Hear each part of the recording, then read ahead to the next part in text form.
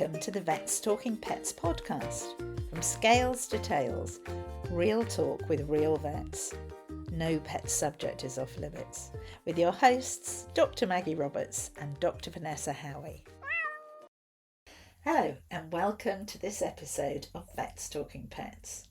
And today we're going to talk about extreme conformation in dogs. And you may have heard reports in the press about extreme conformation, or even about the possibility of banning certain dog breeds. We thought we'd shed some light on this issue, but first of all, what do we mean by conformation? Well, conformation, it means the shape or the structure of something, so especially an animal.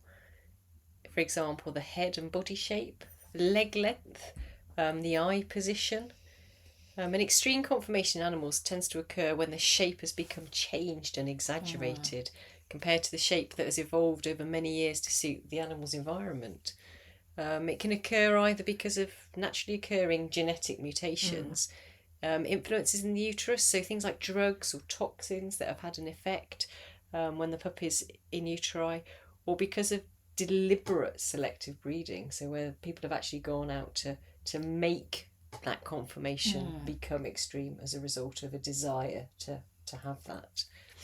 Yeah, and in dogs, extreme conformation may have occurred in the first place as a natural mutation, and then humans have selectively bred for it, like what we call disproportionate dwarfism in Dachshunds. And that's really where they've got a normal body size, but very short legs in comparison to sort of particularly the length of their back. And obviously these sort of extreme conformations may lead to health and welfare problems for the individuals. And sadly, lots of owners aren't really aware of this. So it's really important to do your research on your chosen breed before you acquire a puppy, just so you know, are there any problems with the conformation of that breed. Yeah, and there can be inherited health problems in animals and people that aren't necessarily related to conformation, but that can also cause disease. So if we're thinking about things like heart disease or metabolic disease, but that's probably better to discuss in another episode, I think, rather than today, because we're just going to concentrate on extreme conformation today. Yes, and there's quite a lot to talk about. So we're just going to talk about the sort of most problematic extremes today, and we're going to start with one that's very much been in the press, what's called brachycephalia. And it literally means short head in Greek, and it refers to the really flat-faced breeds, things that are really popular at the moment, things like pugs, French bulldogs, English bulldogs, and actually Pekinese are quite an extreme example of it. And it's where the nose is really sort of compressed and short, and the nostrils are really small. And they actually have the same amount of soft tissue, like the soft palate, tongue, etc., as another dog of their size, but it's all compressed into a much smaller space. And it's a bit like living with a peg on your nose all the time. And so it leads to difficulty in breathing, difficulty in panting, and dogs obviously pant to lose heat, so they can get heat stroke more easily, snoring, and poor exercise tolerance. And a lot of people think that snoring is normal, don't they? Yeah, and some people think it's cute and funny that their dog's snoring, but actually it is because they're struggling to breathe. And it can impair their ability as well to behave like normal dogs. It can limit their exercise and play, and often makes them prone to being obese. And I often think the way that Stanley interacts sometimes with brachycephalic dogs is actually quite different to how he interacts with other dogs. Oh, that's interesting. Yeah, and I don't know if it is to do with the face and how the face is different, so he struggles to see any kind of expressions or what's going on. But also sometimes the noise, I think the breathing noise makes him go a little bit like, oh, what's going on here? That's unusual. I'm not expecting that noise to come from another dog.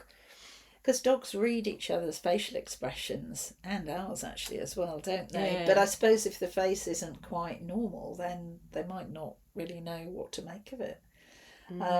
And another thing you may have heard of is what's called BOAS, and this is brachycephalic obstructive airway syndrome. And this is where the sort of compression of all those soft tissues causes a real problem of obstructing the airways. And some of the dogs have really severe symptoms. They might even faint, or they might go blue because they're not getting enough oxygen. And some of them have to undergo surgery in order to widen the nostrils and to actually remove a bit of the soft palate so more air can get into their respiratory system and reduce snoring. And it's not easy surgery. Sometimes it has to be done as a referral, and it certainly can be expensive. And I think most significantly for welfare, although it does help the animals, it does actually carry quite a lot of anaesthetic risk. Yeah, it does, doesn't it?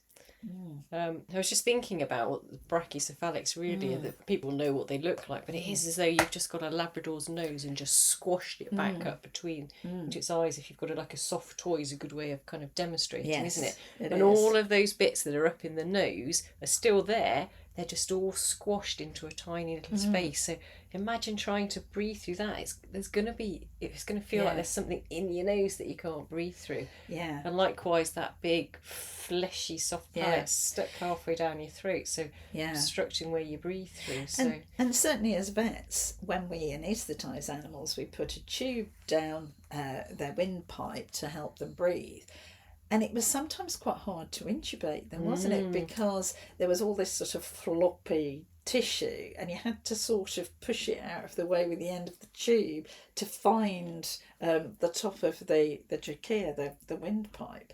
And that was quite scary sometimes, wasn't it? Because it's not good if you can't get that. Yeah, I think that's the risk, isn't it, with the anaesthetic, is we're trying to put that tube down into the windpipe, but also when it comes to the end of the anaesthetic after all the surgery particularly has been done, if we're doing surgery to try and help these dogs, then actually you're taking the tube out, there will start to be a little bit of swelling maybe and a little bit of bleeding, and so the airways are all blocked already, but actually then they can become even more blocked. That soft palate goes down the windpipe and you've got an emergency situation. It's quite scary. I remember once with I was on call once when one of my colleagues had to do some of this surgery on a very small English Bulldog puppy. I had to literally lie with it all night, lay on the floor with this dog, because it was just every so often it just couldn't breathe, because although the surgery had been successful, at first everything's very swollen and there's a bit of blood, and just to make sure that the dog didn't choke overnight, and it was really scary. So it shows how extreme this can actually be, and it isn't just the airways, is it? No, it isn't, unfortunately. These brachycephalic dogs often have protruding eyes as well, don't they? So, and their eyelids just can't physically close and come together, and it means that their eyes will dry out, and it means they're also prone to ulcers and like injuries because of these protruding eyes. If you imagine walking around and you can't fully close your eye, when you suddenly come against something sharp, then you get poked in the eye. But they're really popular, these dogs at the moment, Maggie, aren't they? Why is this? Well, I mean, I personally don't really think that they're very attractive dogs. Obviously, I'm sure that I'm biased because I know there's poor welfare. But research shows that humans are attracted to faces that are similar to human babies. And I often think, oh, does a pug really look like a human baby? It'd be a really ugly baby. But actually, it's having a very round face with big eyes and apparently large foreheads. And it makes us want to nurture them. And a lot of people think they're cute. They do, and I've had a conversation about that cuteness even this weekend with a friend who saw a picture of a Brussels Griffon. Oh, yes. Griffon? Is that how you say it? Griffon? Yeah. And showed it me and was just like, they're so cute. I want one. I have to say, she does have a border collie, which is actually a lovely dog with a long nose, etc. But she was like, it's so cute, it's like a gremlin. It's like, yes, and these are all the problems. Yeah. Because it's got such a short nose, so it's such a welfare issue. But it's that whole cuteness, seen as cute, overlooked everything else health-wise because of the cuteness. And some people think the snoring is cute somehow, and but it's not good for the dog. Another problem that is, again, quite common is the short legs. And I think we've mentioned it before about dachshunds, but other dogs like corgis, where they were bred for working purposes, and the Dachshund is a badger dog, went down badger sets, and corgis were actually cow dogs, or cattle dogs, and they were used for nipping cows' heels, and they're still used sometimes in parts of Wales to get the dairy herds in for milking. But when you look at pictures of the original ones, although they had short legs, they weren't quite so low slung. Their bellies weren't quite so much nearly rubbing the ground as some of the more show dogs, and it does really cause an issue. The legs can be very bowed, and they're very prone to back problems because of having that very long back and very short legs, and they get what we call intervertebral disc disease, what I suppose is a slip disc, isn't it? And this can result in paralysis. I mean, I've had to euthanize several of these dogs because they were paralysed, and if you don't get specialist surgery very quickly, then often you don't get any return to function, and they can be incontinent as well. So it is a really significant health problem. It is, and these dogs, they've got this abnormal cartilage development, haven't they? That's the problem long term for it is chondrodystrophia, but their discs are brittle as a result of this, so they're more prone to rupturing and what we call herniating and ending up compressing on that spinal cord. So it's a real problem. It is, and just prone to arthritis in the leg joints because they're sort of I suppose the sort of dynamics of how they're moving, but also that often the legs are quite bowed because it does come from a sort of dwarfism gene. Yeah. Skin folds as well, that's an extreme conformation that we're tending to see, and a lot of the brachycephalic dogs that we've just talked about have skin folds, don't they? Especially around the face and the nose, the tissues, they all become compressed. They get folds all over their bodies. If we think about Shar-Peis, Basset hounds, those Neapolitan Mastiffs have those big folds, Dr. Bordeaux's, and they can get bacterial and yeast infections in all amongst those folds. Those folds can also make it difficult to breathe as well, can't they? And I mean, sometimes there's dogs that are called like rope-nosed bulldogs, where they've got a massive fold. That extra bit, behind and you have to actually clean it every day. And from being in vet practice, those sort of skin folds really smell. They do. It's really yeasty horrible yeasty thing, and it means for the whole of that dog's life they really need to have a lot of care with cleaning those skin folds, because you can get these horrid infections, and sometimes you even have to do a bit of a facelift on them. Yeah, you do, to remove some and pull it all back, don't you? So. So that could be a real problem, and things like Shar-Peis, that I suppose are the one with the most folds, they've got them all over their body, and it can be really quite irritating for the dog, and I think often they're quite grumpy because I think they're sort of in pain. It's sore as well, isn't it? If you've got low-grade infections all over your skin, it's going to be sore and irritable. So it's not very nice. And talking about eyes, I know we've mentioned it with the brachycephalic dogs, but there are all sorts of problems with eyelids that can cause problems to dogs. Ones that sort of roll outward or roll inward, or, as we've mentioned before, don't close. It's all problematic. The ones we've mentioned before about bulging eyes, where the eyelids don't close, but also you can get what's called entropion, where the eyelids sort of roll inwards, and that means that the eyelashes are rubbing on the surface of the eye, and that's actually really painful, can even lead to ulceration and infection. Shar-Peis, Chows, some spaniels actually are very prone to this, and then you do have to do corrective surgery. I've done quite a few where you sort of have to take a bit of skin out to make them all lie flat. Yeah, and sometimes with the Shar-Pei puppies, you tend to tack the eyelids as well, so tacking them out as they're growing, so doing them when they're about 8 or 10 weeks of age, just to try and see if you can encourage the eye to lie more flat rather than turning in. Eyelids that roll out as well, that's a problem called ectropion, isn't it? So we've got things like the bloodhound or the basset that commonly have this, and referring to the winner of Crufts this year, I think we should probably make a mention. The Clumber Spaniel there had ectropion, that you could see his eyelids were rolling out. but the inside of the lower lid becomes exposed. It can get dry, it can get irritated, prone to infection. And again, we may have to do corrective surgery. There's diamond eye where you get ectropion and entropion at the same time. I think that Clumber Spaniel looked like it had diamond eye. I thought it looked like the lower ones were sort of, quite exposed, but definitely the upper lids were affected, and I'm sure there was a bit of entropion as well. And yourself, if you just get a tiny bit of something in your eye, it's really sore. So if you're getting constant rubbing of eyelashes, it is really, really painful. And they can even, lose their eye or go blind, if they're not properly treated. So yeah, it's definitely something to be avoided. What about jaws as well? We sometimes see, don't we, with sometimes with the bull breeds, particularly these brachycephalic breeds, where we've either got an undershot or an overshot jaw with the bottom jaw, which can, like if we think about the English bulldog, that's a really good example with that lower jaw coming out under the upper jaw. So, and people think it gives them a sort of almost, I suppose a Chilean look. They say I've realised I'm trying to pull that face as we're talking. Yes, as we're talking, I am as well. But they think it makes them look determined. But actually, if your jaw alignment isn't okay, then it can affect your teeth, and they can get dental problems because the bite isn't really working properly.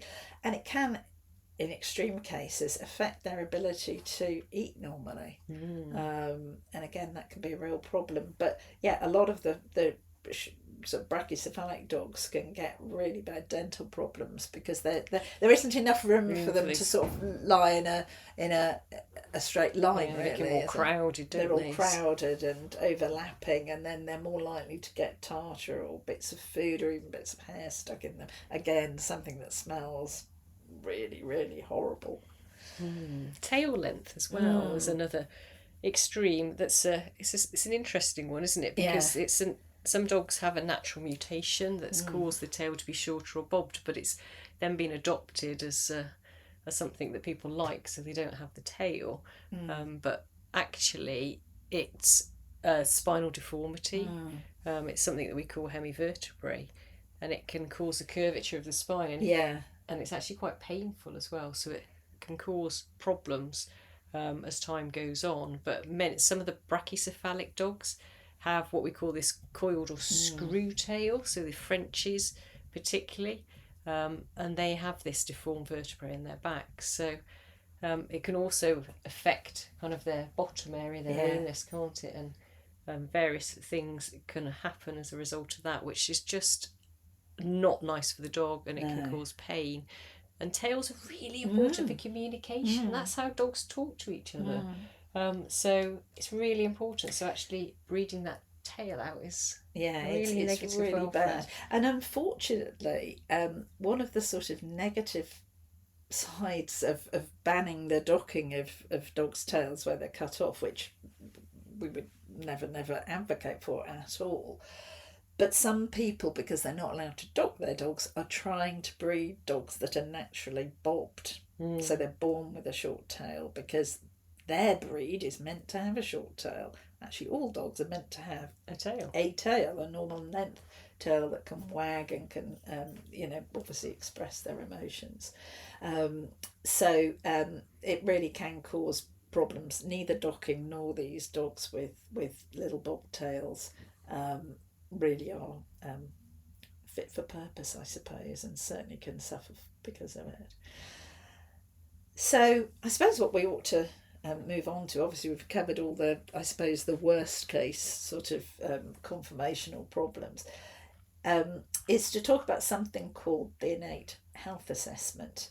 And it's been in the media quite a lot recently.